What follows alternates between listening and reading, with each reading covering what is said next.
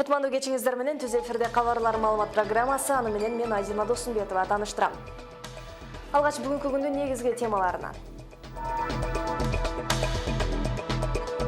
Келерки жылы өлкө казынасындагы тартыштык 20 миллиард сомдон ашат. Өкмөт 2018 жылга бюджеттин долбоорун сунуштады.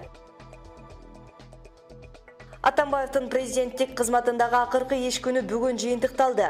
Мөөнөт аяктап жаткан президентке Кыргыз эл баатыры намын берүү сунушталууда. Ош шаарындагы Масалиев көчөсү эскертүүсүз жабылып, сааттап созулган автотыгынды жаратты. Жолдун күтүүсүз жабылышына эмне себеп? Узундугу 25 метр болгондо алмаштырууга туура келди. Ош шаарынын калкын сапаттуу тейлөө үчүн кошумча 5 кызмат киргизилет. Коомдук талкууга коюлган долбоордо кайсыл тармактар эске алынган? Жыл соңунда Жалал Абад шаарына жаңы мэр дайындалды. Бир жыл бою орток пикир таппаган депутаттар кимди шайлап алышты?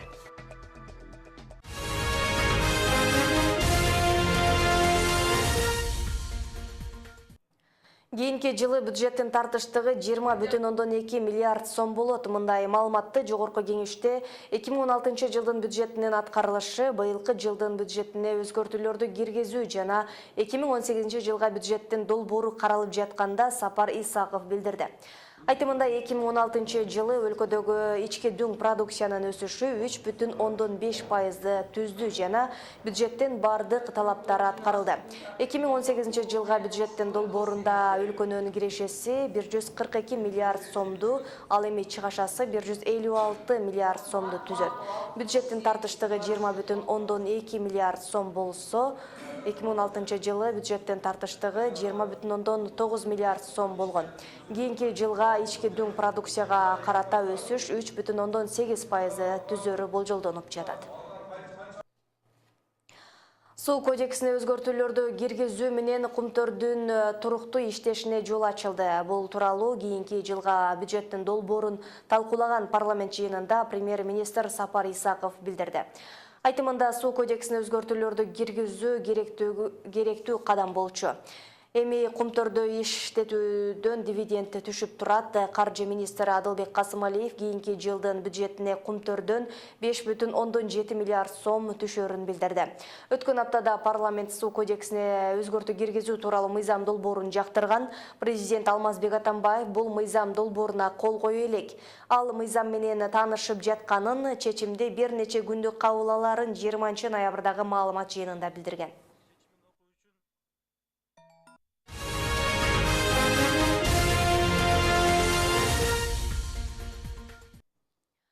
Президент Алмазбек Атамбаевке Кыргыз эл баатыры намын берүү сунушун жогорку кеңештин Атамекен фракциясынын депутаты Сайдулла Нышанов айтып чыкты. Айтымында Алмазбек Атамбаев президенти болгон жылдары өлкөдө туруктуулук орноп, таза шайлоону өткөрүүгө мүмкүнчүлүк түзүлдү. Бул эмгегин эске алуу менен мөөнөт аяктап жаткан президентке Кыргыз эл баатыры жогорку намын берүүнү депутат сунуштады. Депутат өз демилгесин добуш берүүгө коюуну суранды. Кыргыз эл баатыры жогорку намы өлкөгө өзгөчө сиңирген эмгеги жана баатырдыгы үчүн берилет. Кыргызстанда бул наам 20дан ашык адамга ыйгарылган. Президент Алмазбек Атамбаевдин жарлыгы менен Толкунбек Абдыгулов биринчи вице-премьер-министрлик кызматынан бошотулуп, вице-премьер-министр болуп дайындалды. Жарлыкка мамлекет башчы 23 ноябрда кол койгонун президенттик аппараттан маалымдашты. Жогорку кеңеш 22 ноябрда вице-премьер-министрлик кызматка Толкунбек Абдыгуловдун талапкерлигин жактырган.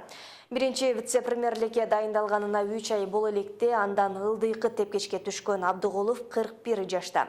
Ал соңку 3 жылдан бери Улуттук банкты башкарып келген.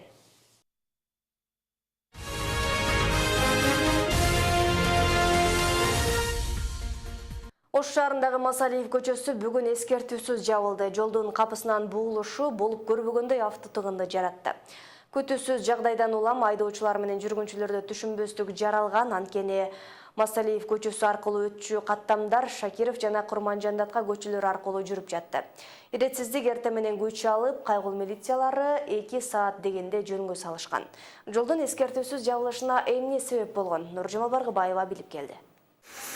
Масалиев көчөсүндөгү 65, 67 жана 69 көп кабаттуу үйлөрүнө келчү жылуулук түтүктөрүнүн 5 метри кече түнкү саат 8 чамасында жарылып кеткен. Аны оңдоп түзөө иштери 1 сааттан кийин троллейбус каттамы токтогондо башталган экен. Ал үчүн шаардык жылуулук электр борбору жолдор башкармалыгынан эртең мененке чейин уруксаат алган.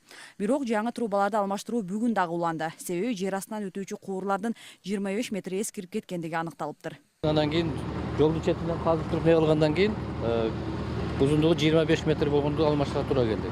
Трубанын состояниясын дальше ачкандан кийин уже ал жагы да начар чыгып калды.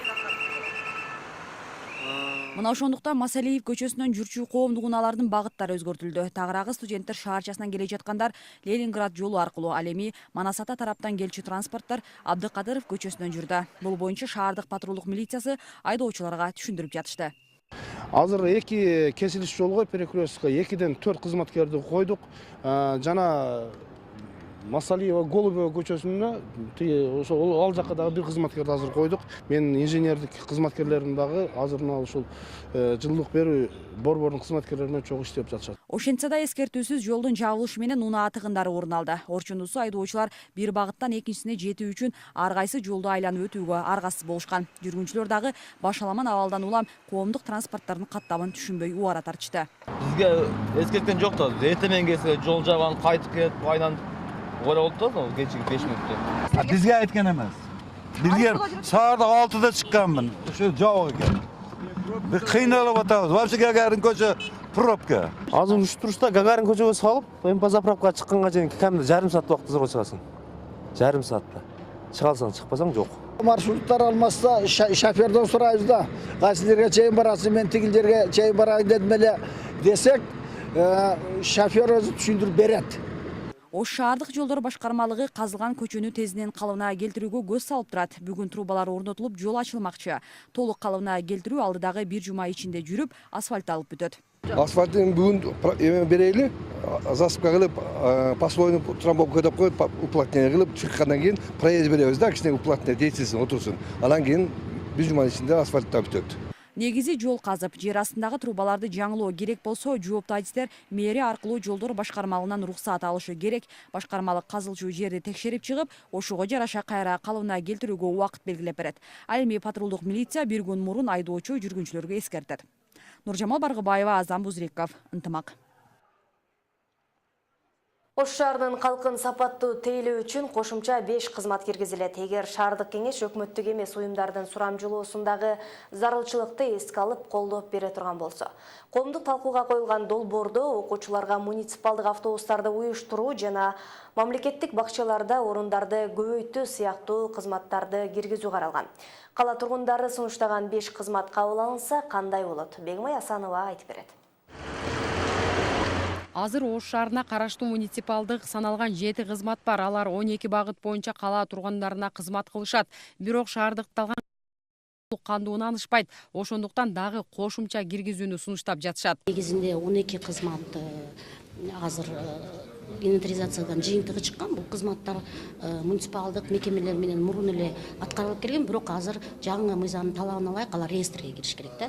Бизге ошол акылуу кызматтарды, ушул убакка чейин акылуу кызматтарды өткөзүп келген муниципалдык мекемелердин кызматтары өкмөттөгү межправительственный комиссиямен бекитилип берилет. Бул 7 кызмат, ал жөнүндө бүгүн коомдук кылууда айтабыз. Ал эми бекер кызматтар биз Горкенештин сессиясына бекитип алсак. Интербилимдин сурамжылоосунда 1000ден ашуун кала тургундары катышкан. Жашоочулар түрдүү сунуштарын айтышып, ичинен эң көп делген 5өө тандалган. Алар окуучуларга муниципалдык автобустарды уюштуруу, мамлекеттик бакчаларда орундарды түзүү, тез жардам унаасын активдештирүү, окуучулар үчүн акысыз талондорду уюштуруу жана жарандарга кызматтар боюнча маалымдоону уюштуруу. Мына ушул 5 кошумча кызматтар тизмектелип, бүгүн шаардык кеңештин коомдук угуусуна коюлду. Албетте бул шаардык кеңештин негизги милдети, функциясы бул ошол Кыргыз Республикасынын мыйзамдарына карама-каршы келбеген, элге пайдалуу ар кандай кызмат көрсөтүүлөрдү колдоо бул биздин милдет болуп эсептелинет. Эң негизгиси бул жерде биз ошол кабыл алынган чечим Кыргызстандын буга чейинки кабыл алынган мыйзамдарына карама-каршы келбеш керек. Сунуштарды тизмектөөдө актуалдуулук негизги критерийлердин бири болгон маселе муниципалдык унааларды жалдап, мектептерге окуучуларды жеткирүү учурдун талабы. Анткени мектеп окуучуларына шаар ичинде 1 сом деп бекитилген токтомго карабай,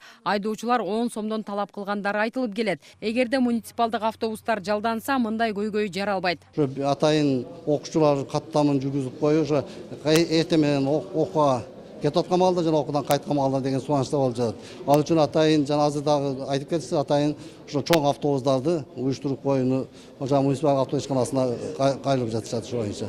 Азыр Ош шаарында жалпы 500дөн ашуун мамлекеттик жана муниципалдык кызматкерлер эмгектенишет. Кошумча 5 кызматты киргизүү менен жумушчулардын санын көбөйтүү күтүлөт. Ал шаардык кеңештин сунуштарды колдоосунун негизинде ачыкталат. Ошондуктан мыйзам боюнча Ош шаардык мэриясы ошол муниципалдык кызматтардын кошумча түрлөрүн карап чыгып, ошону шаардык кеңеш аркылуу бекиттириш керек. Мыйзам боюнча 2014-жылы жогорку кеңеш муниципалдык жана мамлекеттик кызматтар боюнча атайын мыйзам долбоорун кабыл алган. Анда шаар жана айыл аймактарында өз алдынча кошумча кызматтарды түзүп киргизүүгө болору жазылган. Тагыраагы ар бир аймактын калкы өздөрүнө тиешелүү болгон көйгөйлөрдү айтышып, жергиликтүү кеңештин колдоосу менен бекитип алса болот. Ал кызматтардын чыгымдары да жергиликтүү казынадан каржыланат. Эми жогорудагы 5 кошумча кызмат боюнча долбоор шаардык кеңештин кезектеги жыйынында сунушталат. Бегима Асанова, Кымбатбек Абдисамат уулу, Ынтымак. Жыл соңында Жалал Абад шаарына жаңы мэр дайындалды. Бир жыл бою орток пикир таппаган депутаттар акыры шаар башчысын шайлап алышты. Кала башчылыкка 2 талапкер көрсөтүлгөн. Көпчүлүк коалициясы мурдагы мэр Салайдын Авазовду сунуштаса, Азчылык Өнүгүү Прогресс фракциясынын аймактагы лидери Майрамбек Адылбековду алып чыгышкан. Кезексиз шайлоого толук курамы менен катышкан эл өкүлдөрү кайсы бирин шайлашты? Кылымжан Азамат кызы айтып берет. Жалал Абад шаарынын мэрлигине 2 талапкер атсалышты. Алар мурдагы мэр КСДП сүрөгөн Салайдын Абазов менен Өнүгүү Прогресс партиясынын аймактагы лидери Майрамбек Адылбеков. Кезексиз сессияга 31 депутаттын баары келди. Алгаш талапкерлер эл өкүлдөрүнө платформаларын тааныштырышты. Оппозициячыл Өнүгүү Прогресс фракциясынын өкүлү Майрамбек Адылбеков платформасын тааныштырып жатканда талапкерлигин алып салганын жарыялады. Бирок шайлоо күнүндө талапкерлигин алган үчүн анын ысымы бюллетенден алынып салынган жок. Бюллетенге түшпөш үчүн. Жок, бюллетенге түшүнү. Бюллетенге келгенден биз серверный протоколго жазабыз. 2 талапкер катталды. 2 талапкерге добуштун эмесинде бирөө берилди. 30 деген жазыш керек. Мыйзам. КСДП сүрөгөн талапкер Салайдын Авазовго шаардык кеңештеги 31 депутаттын 30-у добуш берди. Ал эми эл өкүлдөрүнүн бирөөсү Адылбековду колдоду. Көпчүлүк добуш менен кала башчылыгына 7-чакырылыштагы мэр Салайдын Авазов дайындалды. Ал акыркы 2 жылдан бери ушул кызматта. Жаңы мөөнөттө Авазов мурда баштаган иштерин улантаарын билдирди. Бул программаны качан гана биз таза иштесек, эл менен бирге болуп эл бизди колдосо, депутаттарыбыз дагы ушу эл үчүн, элдин кызыкчылыгы үчүн деп колдоп турса, кыйын болса да, Кудай кааласа бул программаны аткарса болот. Ал эми мэрликке 2-чи талапкер Майрамбек Адылбеков 1 жылдан бери уланып келе жаткан саясий кризисти токтотуу жана ынтымакка келүү максатында ушул чечимге барганын билдирди. Мэр шайлоодон мурда Азчылык жана Көпчүлүк коалициянын мүчөлөрү өз ара сүйлөшүүлөрдү жүргүзүп мунасага келишкен. Бир нече фактор болду. Бул биринчиси ушул шаардык кеңеште шаарда туруктуулук үчүн, ынтымак үчүн мен талапкерлигимди алдым. Эскерте кетсек, Жалал Абад шаардык кеңешиндеги депутаттардын келишпестигинен улам мэр шайланбай келген. Бүгүнкү күнгө чейин шаардын 2017 жылдагы бюджети бекитиле элек. Жалал Абад шаардык кеңешинин депутаттары өткөн жылдын декабрь айында шайланган. Алар бир пикирге келе албай, быйыл май айында кеңеш өзүн өзү таратып кайрадан шайлоо өттү. Кайра шайланган мурдагы эле депутаттар мунасага келе албай, жарым жылдан бери өз милдеттерин толук аткара алган жок. Кылымжан Азамат кызы, Шайыр Зайырбек уулу, Ынтымак, Жалал Абад шаары. Азыр кезек жарнамалык тыныгууда алгач кыскача анонс менен тааныша алыңыздар. Андан соң программабызды кайрадан улантабыз. Маданият кызматкерлери үчүн 4 көп кабаттуу үйдүн курулушу башталды. Президент Алмазбек Атамбаев көп паттирлүү 4 үйдүн курулушу түшкөн жерге капсула салды. Ошто кайырчыларды азайтуу аракети башталды. 1 айга созулган рейдтин жыйынтыгы чыгабы? Баткенде мигранттар салган акчаны сарамжалдуу пайдалануу боюнча бизнес форум өттү.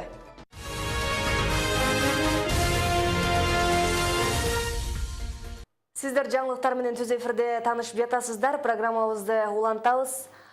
Маданият кызматкерлери үчүн 4 көп пәтерлүү үйдүн курулушу башталды. Президент Алмазбек Атамбаев көп кубаттуу 4 үйдүн курулушу түшкөн жерге капсула салды. Мамлекет башчысы турак жайлар курулчу жерди кыдырып жүрүп, долбоордун башкы планы менен таанышып чыкты. Атамбаев маданият чөйрөсүнүн кызматкерлери үчүн үйлөрдүн курулушунун башталышы абдан маанилүү окуя экендигин айтып, мындай социалдык долбоорлорго мамлекеттик колдоо көрсөтүү зарыл экендигин баса белгиледи. Президент тарабынан курулушту жүргүзүү боюнча бардык жумуштарды өз мөөнөтүндө жана сапаттуу аткаруу боюнча тапшырма берилди. Маданият мекемелери үчүн үйлөрдү курууга 340 миллион сом бөлүнгөн, көп кабаттуу 4 турак жай 216 батирге эсептелген. Ош шаарында садага сурап тилемчилик кылгандардын саны жылдан жылга көбөйдү. Алар автоунаалар жүрүүчү жолдордун кесилиштеринде туруп, айдоочуларга тоскоолдук жаратып келишкени көйгөй бойдон калууда. Тилемчилерди жол ортосуна чыгаруу максатында буга чейин дагы тартип сакчылары бир нече ирет рейдтерди өткөрүп түшүндүрүү иштерин жүргүзүп келишкен. Бирок натыйжа болбогондуктан бул жолу дагы кызматкерлер кайрадан рейд башташты. Бир ай бою жүргүзүлүүчү иш-чара тууралуу кабарчыбыздын материалында сөз болот. Шаардагы тилемчилик кылгандарга кандайдыр бир чара көрүү үчүн атайын мыйзам кабыл алынган эмес. Патрулдук милиция аларды 3 саатка кармап, түшүндүрүү иштерин алып баргандан кийин кайра кое берүүгө мажбур болушат. Тилекке каршы убактылуу кармоочу жайдан чыккан тилемчи кайра эле садака сурап көчөгө чыгып кетишет. Алардын санын жок дегенде азайтуу максатында милиция 1 айлык рейд баштады. Башкы башкармалыктан келген телетай программанын негизинде гана өткөзүп атабыз. Өзүбүз дагы бул боюнча иш-чара өткөзөбүз. Башаламанды жоюу, ушул пробкага себепкер болгон булар ушул туруп алып автоунааларга тоскоол жасап, ушуну алдын алып, ушул жол кырсыгы болбош үчүн. Тилемчилик кылгандардын дээрлик көпчүлүгүнүн атайын билими жок болгондуктан мамлекеттик жумушка орношо албайт. Андыктан садака сурап жашоого аргасыз болушканын айтышат. Алардын арасында улгайгандары, кош бойлуулары, кучагындагы баласы менен жүргөндөрү, ал эле эмес жашы жете элек өспүрүмдөрү да бар. Базарда ичиде кармады. Биринчи келишим менен. Буларга ham кыйын да, нема кылыш, бизде касмimiz şu. Baribir qilamiz, qilma deganda qilamiz biz. Kasbimiz shu. Boshqa narsaga hech kim olmayapti da. Tamoqqa kirib choy ichganimizga ham qo'yishmayapti, kirmasin deyishdi. O'shaning qaysi ko'chada? Lenin ko'chada bular? Sapayeva, Nargiza. O'chesa. Xalmatova. Рейд учурунда кармалган тилемчилер Ош шаардык ички иштер бөлүмүнүн кабыл алып бөлүштүрүү бөлүмүнө өткөрүлүп берилет. Ал жерде жарандын өздүгү такталып 565 берененин негизинде 3 саатка чейин кармалат. Ошондой эле жарандан түшүнүк катта жаздырып алышат. Буларга сабак өтүп 3 сааттан кийин кое берет да. Андан кийин булар ушул көчөгө чыкпаш керек да негизичи. Ошон үчүн биз бул рейдти дайыма уланта бермекпиз да. Санын азайтыш үчүн күндө рейд кыла бериш керек да. Күндө эрте менен ушулар турган жерге патрулдук милиция кызматкерлерин кое беришибиз керек. Уже коюлуп жатат, и кое беребиз. Автоунааларды аралап кайыр сурагандар боюнча маселе шаар тургундарынын көңүлүн азыр эле буруп калган жок. Алар коопсуздук маселесин дайым айтышат. Ошондой эле бул шаарга келген туристтерге жат көрүнүш экенин эскертишет. Андыктан дыкат мамиле кылуу менен аларга чара колдонуу боюнча атайын мыйзам иштелип чыгуусун сунушташат. Негизинен тилемчилик кылгандар бул негизинен азыркы күндө шаардын көркүнө дагы, экинчиден жолдо тыгындарга да таасирин берет. Бул деген нерсе атайын мамлекет тарабынан бир чара көрүш керек. Жанагы мамлекет тарабынан буларга атайын мыйзам кабыл алып, жанагы жол кыймылын көзөмөлдөө органдары ички иштер органдары менен бирге иш алып барыш керек да. Тартип коргоо кызматкерлеринин маалыматтарында Кыргызстанда кайыр сурап тилемчилик кылгандардын саны жылдан жылга өсүп баратат. Алардын санын кыскартуу үчүн рейд жүргүзүп, түшүндүрүү иштерин алып баруу боюнча иш пландарды кабыл алышкан. Бирок чара колдонуу боюнча атайын мыйзамдын жоктугу кайырчыларды азайтууга жолтоо болуп келет. Миңгүл Көчөрова, Кабылбек Көчкөнбай уулу, Ынтымак. Баткен облусунда мигранттар салган акчаны сарамжалдуу пайдалануу боюнча бизнес форум өттү. Ага Ош, Жалал-Абад жана Баткен облустарынын ишкерлери, мигранттардын үй бүлөлөрүнүн өкүлдөрү катышты. Форумдан сырткы мигранттар жиберген акчаны максаттуу пайдалануу талкууланып, тажрыйба алмашылды. Анткени 2017 жылдын 9 айында Орусиядагы мигранттардан өлкөгө 1,9 миллиард доллар акча которулган. Бул көрсөткүч былтыркыга салыштырмалуу 21%га өскөн. Которулган акчанын 3/2 бөлүгү тамак-аш жана кийим-кечеге сарпталса, калганы той тамашаларга жумшалган. Учурда Инсан Лейлек фонду калк арасында акчаны сарамжалдуу пайдалануу боюнча окутууларды жүргүзүүдө. Мигранттардын үй бүлө мүчөлөрүнү бизнес алып барууна үйрөттүк. Кондитерский цехтер, швейный цехтер болуп атат. Ошолордун негизги ушул бизнес планды кантип жазыш керек, бизнести кантип алып барыш керек, киреше чыгаша калькуляциясы кандай болот, анан эң керектүү продукцияны каяка сатып, жана маркетинг изилдөө болуп атат.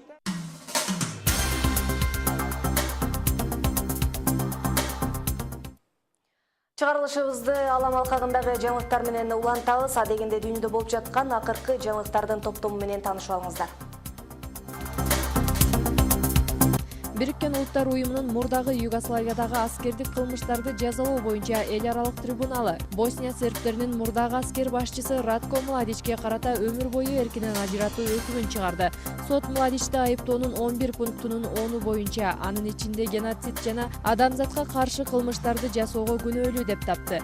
Гага сот өкүмү окулуп жаткан маалда ачууга алдырып ызы-чуу чыгарган Младич сот залынан чыгарылган. Судья билдиргендей, ал атайын бөлмөгө которулуп, өкүмдү ошол жактан уккан. Бириккен Улуттар уюмунун судьясы Радко Младич көптөгөн кылмыштарга, анын ичинде Босния шаарлары менен айылдарындагы жай тургундарды өлтүрүү үчүн жоопкер экендигин билдирди. Ал кылмыштардын эң белгилүүсү 1995 жылы жайында Сребреницада 8 миңдей Босния мусулмандарын атуу жана Сараеваны дээрлик 4 жыл курчоого алып туруу окуялары эсептелет. Орусия, Туркия жана Иран Сириядагы жаңжалды тынчтык жол менен жөнгө салуу боюнча макулдашууга кол коюшту. Документ 3 өлкөнүн бул багытта мындан аркы кызматташтыгын аныктайт. 22 ноябрда Сочидеги 3 тараптуу саммиттин жыйынтыгы боюнча өкмөт маалымат жыйынында Орусиянын президенти Владимир Путин 3 өлкө лидерлери өз дипломаттарына коопсуздук жана коргонуу күчтөрүнүн Сирия элдеринин конгрессин уюштуруунун үстүнөн иштөө тапшырмасын бергендигин билдирди. Ирандын президенти Хасан Раухани Конгресс Сириянын жаңы конституциясын иштеп чыгууга жардам бере аларын айтты. Анын негизинде өлкөдө шайлоолор өтөт деп болжолдонууда. Өз кезегинде Туркия лидери Реджеп Тайип Эрдоган Сирияда муктаж адамдар үчүн гуманитардык жардамдарга жетүү мүмкүндүгүн ачуу зарылдыгын белгиледи. Кошмо Штаттар Сириядагы америкалык аскерлердин чакан тобун сактап калуу жолдорун караштырып жатат. Учурда контингент аркылуу күрд жана араб топторунан түзүлгөн Сириянын демократиялык күчтөрүнө жардам берип, өлкөнүн түндүк бөлүгүндө жайгашкан. Бул тууралуу The Washington Post гезити Дональд Трамптын администрациясындагы булакка ишилтеме берип билдирүүдө.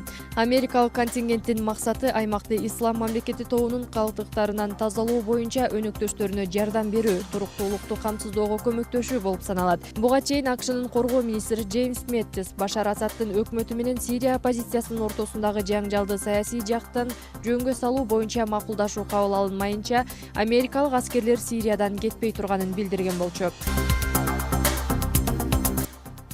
Австралия бийлиги мамлекеттик кызматта иштеген чиновниктерден жарандыгы тууралуу так маалымат берүүнү талап кылууда. Себеби өлкөдө кош жарандылыгы бар жарандар көп. Жада калса депутаттардын арасында дагы бар. Мындай кош жарандылыгы бар чиновниктер жумуштан бошотулуп жатканы дагы маалым болду. Австралияда мамлекеттик кызматтарда иштеген кош жарандуулугу бар кызматкерлер жумуштан бошотулууда. Эми өкмөттөгү мыйзам чыгаруучулар тез арада кайсы мамлекеттин жараны экенин так көрсөтүүсү зарыл. Ага айрым чиновниктердин Австралия менен кошо дагы башка өлкөнүн жарандыгын алып жүргөндүктөрү себеп болууда.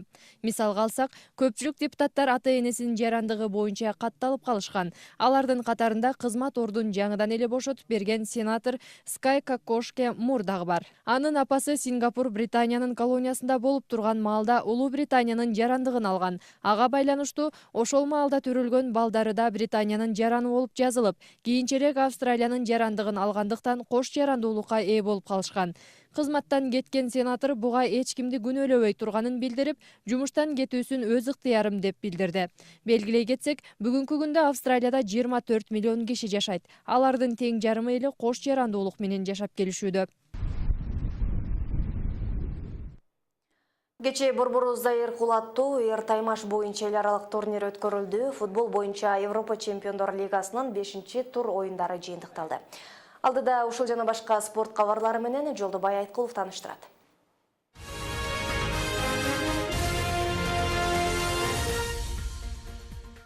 Саламатсыздарбы, ынтымакта бүгүнкү маанилүү деп алынган спорт кабарлары менен таанышып алыңыздар. Борборубузда өткөн Эркулаттуу Эртаймашта мекендешибиз Актылек Жумабек уулу чемпиондук курун сактап калды. Кылыч Саркарбаев атаандашынан жеңилди. Алдыда ушул туурасында кененирээк сөз болот.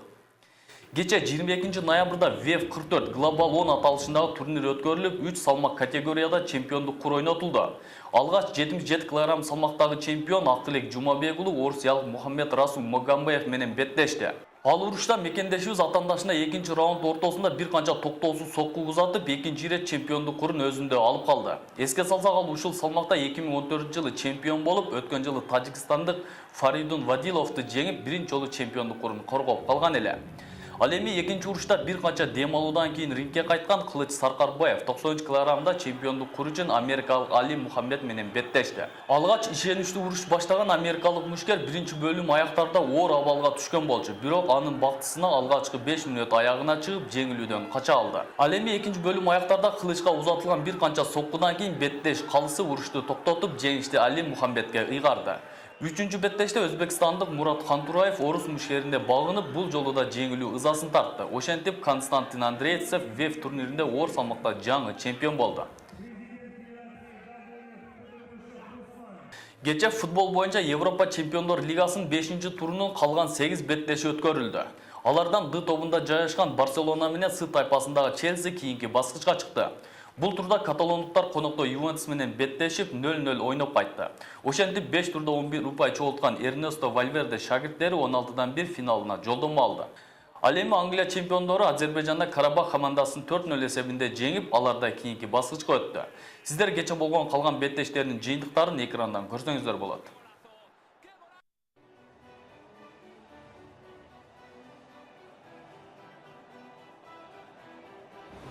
Футбол сүйүүчүлөрүнө эскерте кетсек, бүгүн Европа кубогунун 6-тур оюндары өткөрүлөт. Сиздер менен мен Жолдобай Айткулов болдум. Саламатта калыңыздар. Сиздер Түз эфирде кабарлар маалымат программасын көрдүңүздөр. Дагы башка маалыматтар менен Ынтымактын сайты аркылуу тааныштырсаңыздар болот. Ынтымак чекит сайтында жаңылыктар улам, жаңы маалыматтар менен толукталып турат. Ошондой эле кызыктуу программалар дагы камтылган. Алдыда барай тууралуу маалымат, жалаң гана жакшы жаңылыктар менен жолугушалы. Саламатта туруңуздар.